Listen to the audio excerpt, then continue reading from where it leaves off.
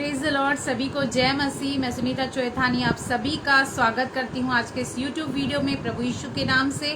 और आप सभी से एक रिक्वेस्ट है कि प्लीज़ आप कमेंट किया कीजिए, लाइक किया कीजिए, शेयर किया कीजिए, सब्सक्राइब किया कीजिए, ताकि जो मैं मेहनत कर रही हूँ प्रभु में वो दूसरों तक पहुँचे। जो मैं स्टडी कर रही हूँ वो उसका लाभ बहुत लोगों तक पहुँचे। तो प्लीज़ आपसे अनुरोध है कि आप ज़रूर कमेंट किया कीजिए। आपकी एक कमेंट, आपका एक सुझाव और एक फीडबैक मुझे बहुत एनकरेज करता है। तो प्रभु आप सभी को आशीष करे। तो फिर से आज एक नए सवाल का हम जवाब ढूंढने की कोशिश करेंगे बाइबल में से।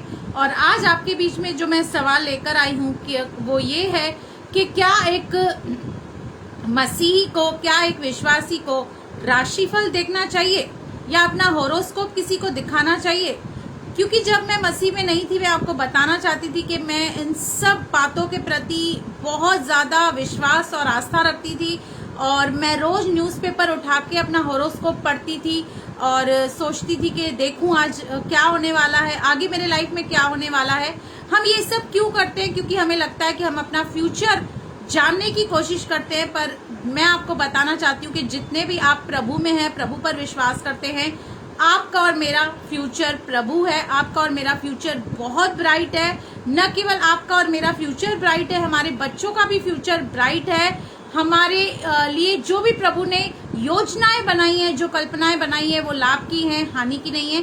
तो कुछ वचन मैं आपके बीच में रखना चाहती हूँ। तो आप इस वीडियो को अंत तक जरूर देखिए, क्योंकि बहुत ही महत्वपूर्ण बातें मैं आपको इस विषय में बताने वाली हूँ कि ये सब चीजें जो होती हैं वो किसकी मदद से होती हैं। ये सब चीजें जो होती हैं वो दुष्ट आत्माओं की मदद से होती हैं। क्योंकि बहुत सारे लोग आपको स्टडी करते हैं और बहुत सारी दुष्ट आत्माओं के सहारे से आपको आपके फ्यूचर के बारे में, आपके पास्ट के बारे में बताया जाता है और आपको उल्लू बनाया जाता है। तो हम चलेंगे व्यवस्था विवरण 18 का 10 से लेकर हम 14 वचन पढ़ेंगे। यहाँ पर प्रभु का वचन देखिए क्या कहता है। तुझ में कोई ऐसा न हो जो अपने बेटे या बेटी को आग में होम करके चढ़ाने वाला या भावी कहने वाला या शुभ अशुभ मुहूर्तों को मानने वाला या टोना या तांत्रिक। अब यहाँ पर क्लियरली लिखा है परमेश्वर का वचन कि आप में से ऐसा कोई भी ना हो जो भावी कहलाने, मतलब जो फॉर्चून बताते हैं, जो फ्यूचर बताते हैं, ऐसा कोई भी नहीं होना चाहिए। न तांत्रिक लोग आपके बीच में होने चाहिए और ना ही शुभ और अशुभ मुहूर्तों को मानना है। आज बहुत सारे लोग ऐसे लोगों के पास जाते हैं और पूछते हैं कि शुभ मुहूर्त क्या है, शादी का शुभ मुहूर्त निकलवाते हैं। ऐसे बहुत सारे लोगों के पास जाते हैं। या बाजीगर यानी कि जादू करने वाला, या ओझों से पूछने वाला, या भूत साधने वाला, या भूतों का जगाने वाला तुम्हारे मध्य में नहीं होना चाहिए। इसमें सारी बातें आ जाती है। जादू टोना आ जाता है, तंत्र विद्या आ जाती है, ब्लैक मैजिक आ जाता है, फॉर्चून टेलर आ जाता है, एस्ट्रोलॉजी आ जाती है। सारी चीजें यहाँ पर आपको मिलेंगी। आगे कहता है क्योंकि जितने ऐसे ऐसे काम करते हैं, प्रभु देखिए परमेश्वर क्या कहता है, जितने ऐसे ऐसे काम करते हैं वे सब यहोवा के सम्मुख घृणित हैं। और इन्हीं घृणित कामों के कारण तेरा परमेश्वर यहोवा उनको तेरे सामने से निकालने पर है। यहाँ पर परमेश्वर का वचन क्लियरली कहता है कि ये जो सारी अंधविश्वास की बातें हैं, चाहे आप किसी तांत्रिक के पास जाते हैं, आप अपना होरोस्कोप जानना चाहते हैं, या आप काला जादू कर रहे हैं, या आप कोई जादू टोनों में बिलीव करते हैं, तो ये सारी चीजें परमेश्वर के सम्मुख क्या है, घृणित है। और परमेश्वर इन सब को इनका दंड देने वाला है। क्योंकि परमेश्वर का वचन इसी 18 में 15 कहता है, तेरा परमेश्वर यहोवा तेरे मध्य से, अर्थात तेरे भाइयों में से मेरे समान एक नबी को उत्पन्न करेगा, तू उसकी सुनना।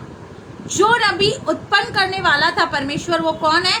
यहाँ पर प्रभु यीशु मसीह के बारे में बता रहा है कि मैं तुम में से ही एक व्यक्ति को लाऊंगा जो मेरे समान, यानी कि यहोवा के समान, परमेश्वर के समान मेरा नबी होगा और तुम उसकी सुनना। यानी कि हर एक बात के लिए और हर एक चीज के लिए हमें बाइबल के ऊपर डिपेंड रहना है। हमारा फ्यूचर, हमारा प्रेजेंट, हमारा आने वाला कल कैसा होगा, सारी बातें बाइबल में लिखी है। ऐसा कोई सवाल का जवाब नहीं है जो बाइबल नहीं देती है। और प्रभु यहाँ पर कहता है किसी और की बातें नहीं सुनना, लेकिन प्रभु यीशु मसीह के जो भी वचन में लिखा है हमें वो सुनना है।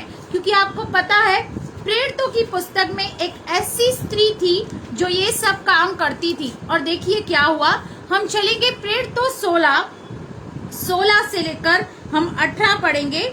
जब हम प्रार्थना की जगह जा रहे थे, यहाँ पे पौलुस और सिलास कहीं प्रार्थना करने जा रहे थे, तो हमें एक दासी मिली जिसमें भावी कहलाने वाली आत्मा थी, यानी कि वो लोगों को फ्यूचर बताती थी। एक दुष्ट आत्मा उसके अंदर थी और भावी कहने से अपने स्वामियों के लिए बहुत कुछ कमा लेती थी। आपको पता है ये सब चीजें फ्री में नहीं होती है, आपको पैसे देने पड़ते हैं और अच्छे खासे पैसे देने पड़ते हैं। मैं आपसे एक सवाल पूछना चाहती हूँ, जो आपको आपका फ्यूचर बताते हैं और आपको उसके नुस्खे भी बताते हैं कि आप कैसे अपने फ्यूचर को और ब्राइट कर सकते हैं, क्या उनको अपना फ्यूचर पता है?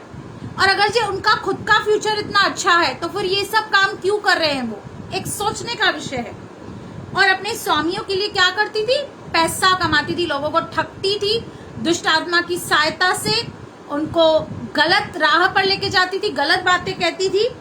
वह पौलुस के और हमारे पीछे आकर चिल्लाने लगी, ये मनुष्य परम प्रधान परमेश्वर के दास हैं जो हमें उद्धार की मार्ग की कथा सुनाते हैं। देखिए इसके अंदर दुष्ट आत्मा है, लेकिन दुष्ट आत्मा को भी पता है ये किसकी ओर से है। वह बहुत दिन तक ऐसा ही करती रही, परंतु पौलुस दुखी हुआ और मुड़कर उस आत्मा से कहा, मैं तुझे यीशु मसीह के नाम से आज्ञा देता हूं कि उसमें से निकल जा। और वह उसी घड़ी निकल गई। यानी कि ये सारी बातें अगर आप करते हो तो पहले तो आप परमेश्वर के विरुद्ध खड़े हो जाते हो, परमेश्वर के नजर में जो घृणित काम है वो करते हो। और दूसरी बात, ये सारी चीजें किसकी मदद से हो रही है? शैतान और उसकी दुष्ट आत्माओं की सहायता से हो रही। तभी तो इस भावी कहलाने वाली औरत में से उसने उस आत्मा को डांटा यीशु के नाम से और वो निकल गई। क्योंकि प्रेरितों 4:12 में लिखा है, किसी दूसरे के द्वारा उद्धार नहीं है, हम विश्वासियों के लिए केवल और केवल एक ही नाम है, प्रभु यीशु मसीह का। प्रेरितों 4:12 देखिए क्या कहता है किसी दूसरे के द्वारा, कोई भी क्यों ना हो, कोई भी बड़ा एस्ट्रोलॉजर हो, फॉर्च्यून टेलर हो, टैरोट कार्ड रीडर हो, किसी दूसरे के द्वारा उद्धार नहीं, क्योंकि स्वर्ग के नीचे और मनुष्य में और कोई दूसरा नाम नहीं दिया गया जिसके द्वारा हम उद्धार पा सके। परमेश्वर चाहता है कि हम हर एक बात में और हर एक चीज में अपने फ्यूचर के लिए भी हम कहीं किसी के पास नहीं जाएं, हम हर एक बात के लिए परमेश्वर के सम्मुख आएं। और नीति वचन 3:5-6 कहता है, तू अपनी समझ का सहारा न लेना। जब हम ऐसे लोगों के पास जाते हैं और अपना फ्यूचर जानना चाहते हैं, अपनी समस्या का हल जानना चाहते हैं, तो हम अपनी समझ का सहारा लेते हैं, जो कि हमें पता है कि आगे चल के हमें इस बात का बहुत बड़ा नुकसान होता है। वरन संपूर्ण मन से यहोवा पर भरोसा रखना। क्यों? क्योंकि मेरा फ्यूचर मेरा प्रभु है। मेरे बच्चों का फ्यूचर, मेरे फैमिली का फ्यूचर, मेरे हस्बैंड का फ्यूचर कौन है? हमारा प्रभु है।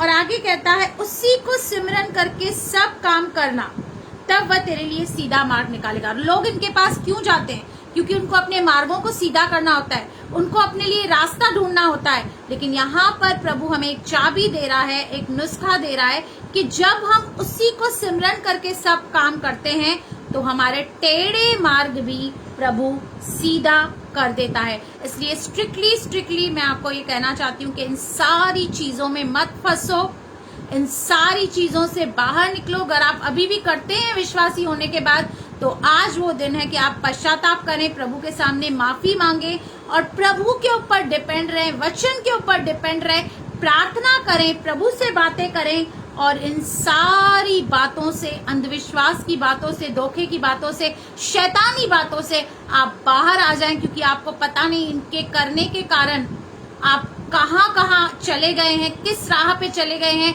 कैसे कैसे दंड आपके ऊपर है, आप नहीं जानते। लेकिन जैसे ही आप प्रभु यीशु के लहू को पुकारेंगे, वो आपको क्षमा करेगा और हर एक दंड से आपको आजाद करेगा। तो मेरे भाई, मेरी बहनों, मैं यही सवाल का जवाब देना चाहती हूँ कि एक विश्वासी होने के नाते आपको इन चीजों में डायरेक्टली या इनडायरेक्टली कभी भी कहीं भी इन्वॉल्व नहीं होना है। तो प्रभु इस वचन के जरिए बहुत बहुत आशीष करें। मेरे चैनल को लाइक करें, सब्सक्राइब करें, बेल आइकन के बटन को क्लिक करें। आमेन, आमेन।